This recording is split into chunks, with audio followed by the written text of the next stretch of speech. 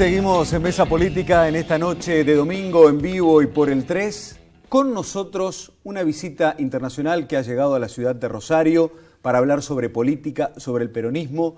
Se trata de Alain Rouquier, politólogo francés. Viene a presentar el libro El siglo de Perón, ensayo sobre las democracias hegemónicas. Es un especialista de la historia del peronismo en la República Argentina, fundamentalmente de la relación entre el peronismo y las fuerzas militares. Rouquier, buenas noches, bienvenido a Canal 3 y gracias por estar con nosotros. Buenas noches y muchas gracias por haberme invitado. Rouquier fue declarado doctor honoris causa en la Universidad Litoral el pasado viernes, ya es doctor honoris causa de la Universidad Nacional de Rosario. El siglo de Perón, ensayo sobre las democracias hegemónicas, es su último libro que presentó en la Facultad de Ciencia Política el último viernes. Rouquier, ¿va hacia el poder total del Estado los gobiernos democráticos? ¿Los gobiernos democráticos en países como Argentina toman la totalidad del manejo del Estado?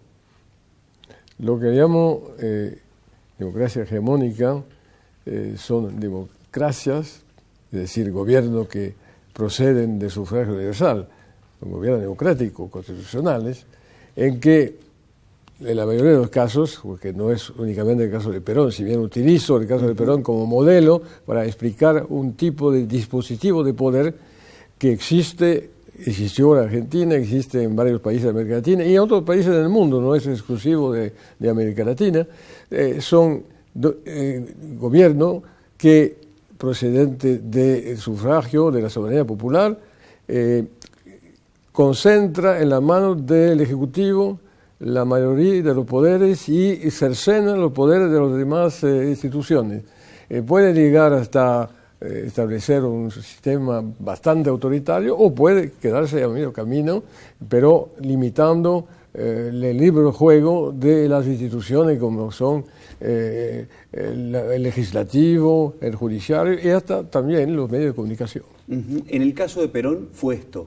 Fue esto, evidentemente fue esto.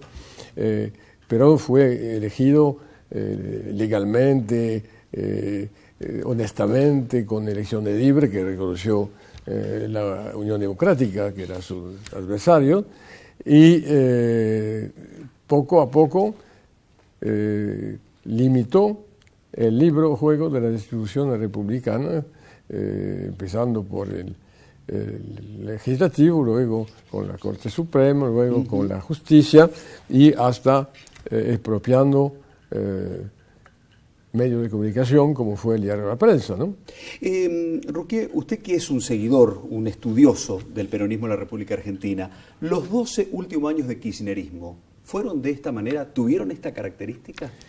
Las democracias hegemónicas pueden tener más o menos tendencias hegemónicas. Y si tomamos el kirchnerismo, vemos que en la primera presidencia, la de Néstor, tenía poco de hegemónico, tenía buena relación con la prensa, no tenía una mayoría de apoyo, ya que su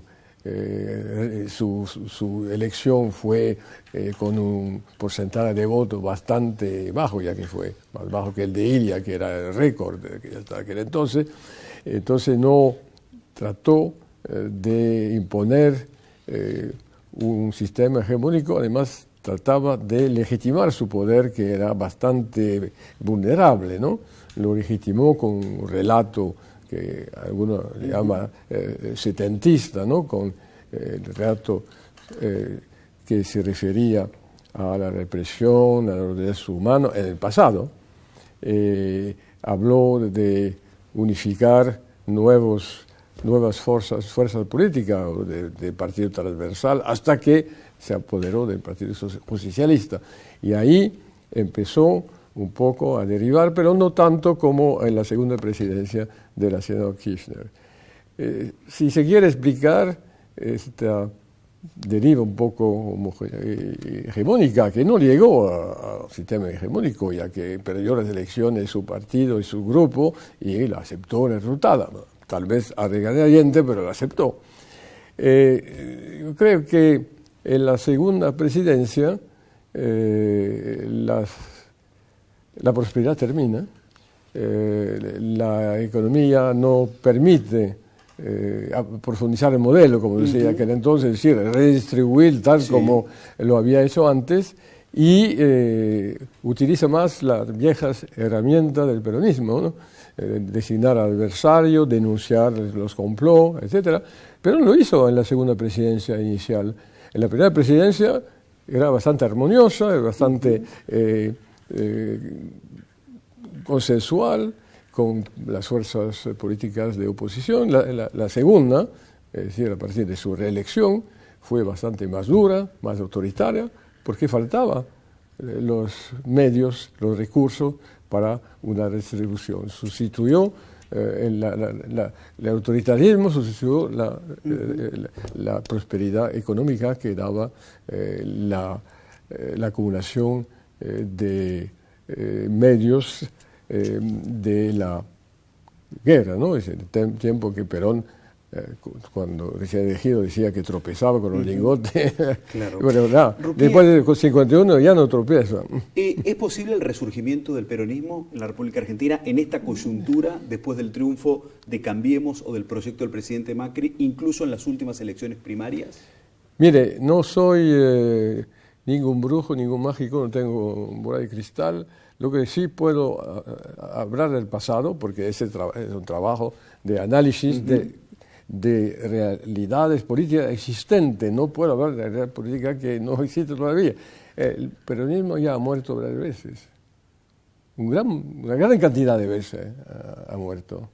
Ha muerto en 55, es evidente. Ha muerto cada vez que un gobierno militar llega al poder y que lleva a erradicar el peronismo y no lograron ni Onganía ni Videla erradicar el peronismo. Ha muerto cuando fue derribado Perón y se fue. Ha muerto cuando muere Perón y a pesar de eso resurgió el peronismo bajo distinta forma, de forma contradictoria también, ¿no? Menem y Kirchner no es el mismo peronismo, pero es el peronismo, no solo por referencia, sino por un estilo de gobierno que es un estilo de gobierno de tendencia más o menos hegemónica. ¿Qué opina de la Cámpora, de la organización política La Cámpora? Mire, lo que digo el cerebro de La Cámpora es que el kirchnerismo no utilizó mucho fuera de las elecciones el partido como un partido moderno y el sentido que se tiene hoy día del partido, sino que utilizó grupos paraestatales e ideológicos que le sirvieron, tanto en el campo administrativo político, que fue la Cámpora, como en el campo ideológico, que fueron la Armada de la Plaza de Mayo en su nueva versión con la señora Bonafini, ¿no? Es una de las peculiaridades del peronismo kirchnerista, sobre todo en la doble presidencia de la señora Kirchner.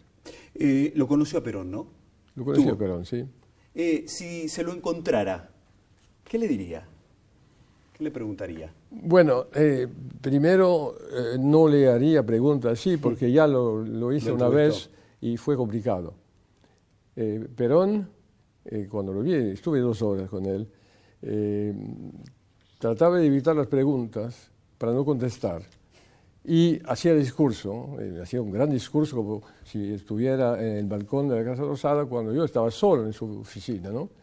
Era propio de un gran político, de un caudillo que tenía que expresarse utilizando ya fórmula bien desgastada que había utilizado, ¿no? Pero Perón era un monumento histórico para mí, ¿no? Por eso estaba bastante intimidado, pero al fin y al cabo logré pasar mis preguntas y él me contestó, pero sé que no era fácil, ¿no?